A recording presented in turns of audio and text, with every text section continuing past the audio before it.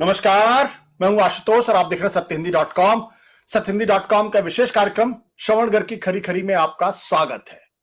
श्रवण जी से आज हम सवाल पूछेंगे, जानने की कोशिश करेंगे कि दरअसल क्या भारतीय जनता पार्टी चुनाव के बाद अगर उसको बहुमत मिलता है या 2/3 से ज्यादा का बहुमत मिलता है तो क्या वो संविधान में बदलाव कर सकती है।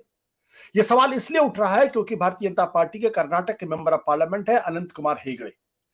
उन्होंने यह कहा है कि भारतीय जनता पार्टी अगर उसको लोकसभा में 2/3 बहुमत मिलता है, राज्यसभा में भी बहुमत मिलता है और साथ ही साथ 20 राज्यों में अगर उसको उसकी सरकार बनती है तो फिर वो संविधान में परिवर्तन करेगी।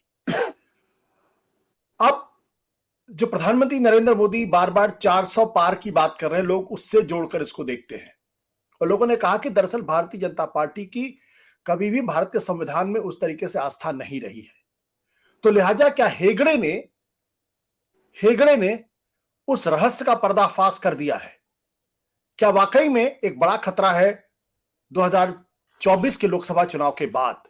और क्या वाकई में भारतीय जनता पार्टी की भारत के संविधान में कोई आस्था नहीं है और उसमें बदलाव करने के लिए तैयार है या तैयार होगी अगर उसके पास समर्थन मिलता है तो?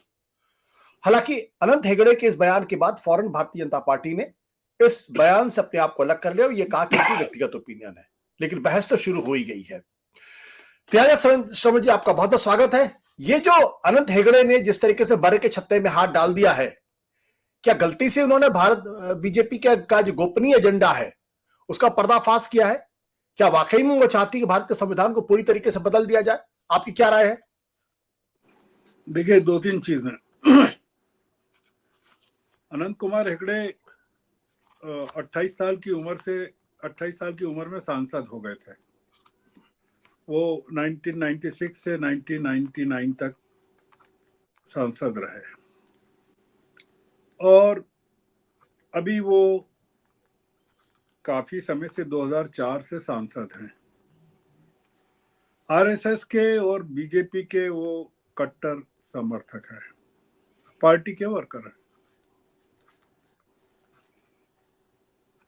उनके मुंह से निकला हुआ जो शब्द है वो कोई इस तरह का नहीं है कि किसी विदुड़ी ने कह दिया हो या प्रज्ञा ठाकुर ने कह दिया हो।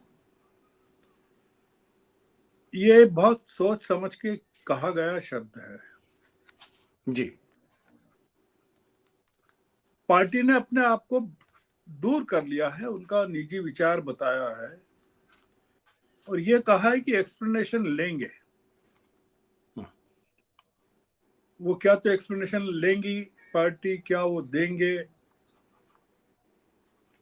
अभी केवल एक चीज देखना है कि पार्टी की जो पहली लिस्ट है उसमें हेगड़े का नाम नहीं है और उनके इस बयान के बाद पार्टी उनको टिकट देती है कि नहीं देती है।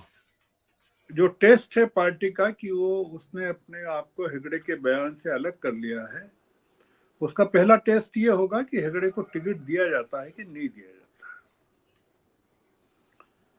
अब आपकी दूसरी बात पर आते हैं कि संविधान में संशोधन किया जा सकता है कि नहीं। संविधान में संशोधन नहीं किया जा सकता।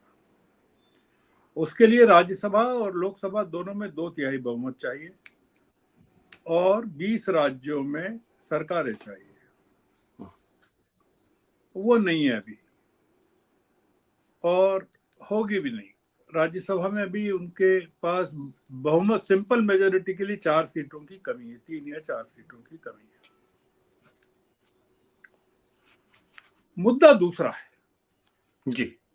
मुद्दा यह है कि आपको सिंपल मेजोरिटी 272 पे मिलती है तो प्रधानमंत्री क्यों कहते हैं कि हमको 400 के पार सीटें मिलेंगी या चाहिए। सिंपल सा लॉजिक ये है, आपको क्यों चाहिए 400 के पार? आप 2029 के चुनाव में कहेंगे कि हमको 543 सीटें चाहिए। पहला पॉइंट तो ये कि क्यों चाहिए। तो ये हेगड़े ने नहीं कहा जो आप कह रहे हैं, जो हम बहस कर रहे हैं। आप ये मान के चलिए कि ये प्रधानमंत्री ने कहा है और प्रधानमंत्री ने ये नहीं कहा कि हम इस 400 से ज्यादा आ जाएगी तो संविधान संशोधन करेंगे, जो हेगड़े ने कह दिया। जैसे माँ बाप घर में क्या बात कर रहे हैं, वो घर का बच्चा जाके या काम वाली या नौकरानी जाके पड़ोस में बता दे कि घर में ये चल रहा है। आपको क्यों चाहिए 400 प्लस सीटें? आपको क्यों नहीं कहते हैं कि हमको 272 चाहिए? हम चाहते हैं बहुमत, सिंपल मेजोरिटी मिल जाए। हम देश में विपक्ष को भी चाहते हैं, पार्लियामेंट्री डेमोक्रेसी भी चाहते हैं। चिदम्बरम ने प्रतिक्रिया व्यक्त की कि ये पार्लियामेंट्री डेमोक्रेसी को खत्म करने का प्रयास है और उसकी जगह हिंदू राष्ट्र की स्थापना करना चाहते। हेगड़े ने क्या कहा अपने बयान में? उन्होंने कहा कि कांग्रेस ने संविधान में इतनी कई चीजें इतनी फालतू की डाल दी हैं, ऐसे कानून डाल दिए हैं जिसके कारण जो हिंदू समुदाय है वो अपने आप को, उसके ऊपर दमन हो रहा है ऐसा महसूस होता है। ये आरएसएस के आदमी है हेगड़े, मूलतः इनके रूट्स आरएसएस में हैं। तो ये संविधान को बदलना इनकी नीयत है और ये बदल पाएंगे कि नहीं ये एक अलग मुद्दा है। पर तो जब प्रधानमंत्री कांग्रेस मुक्त भारत की या विपक्ष मुक्त भारत की बात करते हैं तो मूलतः वो वही चीज कह रहे हैं कि जो हेगड़े कह रहे हैं कि भाई 400 से ज्यादा आ जाएगी, विपक्ष नहीं रहेगा, हमको विपक्ष चाहिए नहीं। इसका मतलब ये कि आपको देश में एक पार्टी की हुकूमत चाहिए जिसके हिसाब से आप देश में कानून बना सकें, संसद में आप स्टीम रोल कर सकें बचे कुचे विपक्ष को, और देश में आप जो चाहें वो कर सकें।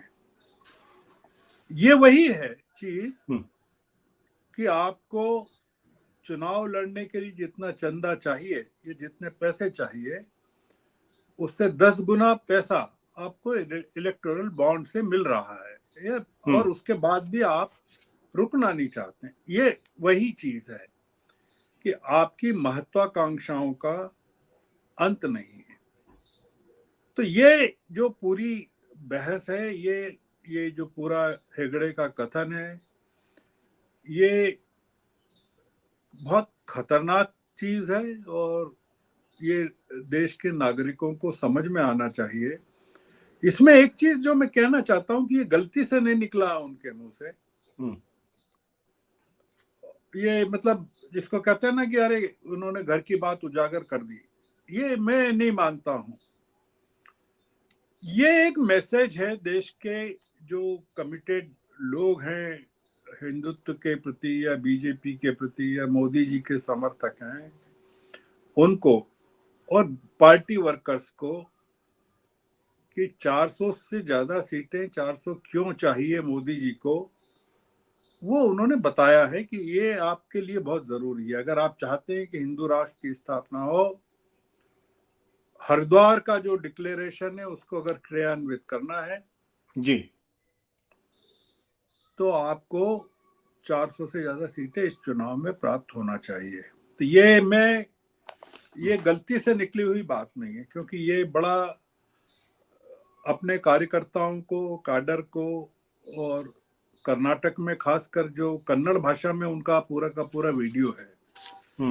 कर्नाटक में इस समय संकट में है पार्टी और इनको खुद को सीट नहीं मिली है, अभी टिकट नहीं मिला है। 25 सीटें हैं 28 में से अभी इनके पास। खतरा ये है कि अधिकतर सीटें खसकने वाली है कर्नाटक में। ये पोलराइजेशन के लिए छोड़ा हुआ एक बड़ा संदेश है और ये बूमरैंग कर गया तो पार्टी को बहुत बड़ा नुकसान तेलंगाना में भी होगा, कर्नाटक में भी होगा और आंध्र में भी होगा। तो इसलिए इसके दोनों पक्ष हैं। अगर ये पोलराइज करने में सफल हो गया इनका ये कथन, क्योंकि 90% के करीब पॉपुलेशन है हिंदुओं की वहाँ 85 से 90 के बीच में कर्नाटक में, और वो पोलराइजेशन असेंबली के इलेक्शन में संभव नहीं हो पाया था। प्रधानमंत्री चेहरा थे और गृह मंत्री चेहरा थे, उसके बावजूद अभी इनके पास कोई इशू नहीं है बीजेपी के पास कर्नाटक में सीटों को रिटेन करना बहुत जरूरी है।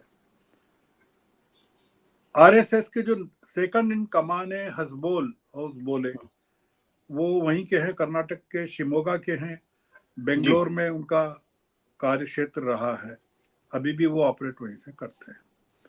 ये काफी महत्वपूर्ण जो हेगड़े हैं, काफी रेपुटेड लीडर हैं कर्नाटक की हिरार्की में, बीजेपी और आरएसएस की हिरार्की में। इनके कहे को लाइटली नहीं लिया जा सकता। बिल्कुल, कि कुछ मुंह से निकल गया या घर की बात बाहर आ गई, घर की बात बाहर थी, उस पे ऑफिशियल स्टैंप लग गया है। लोग बात कर रहे थे कि 400 सीटें संविधान को बदलने के लिए चाहिए इनको, उसका उन्होंने हेगड़े ने कंफर्मेशन कर दिया, और वो कंफर्मेशन इसलिए किया कि पूरे देश की जनता को, हिंदू जनता को ये मैसेज जाना चाहिए कि ये मौका है जब आप 400 सीटें दे सकते हैं और जो मोदी जी चाहते हैं उसमें वो हो मदद जाए, कर सकते, ये हो जाए। जी श्रवण जी, बहुत बहुत शुक्रिया। Thank you sir. Thank you very much. सत्य हिंदी का ऐप डाउनलोड करें गूगल प्ले स्टोर पर।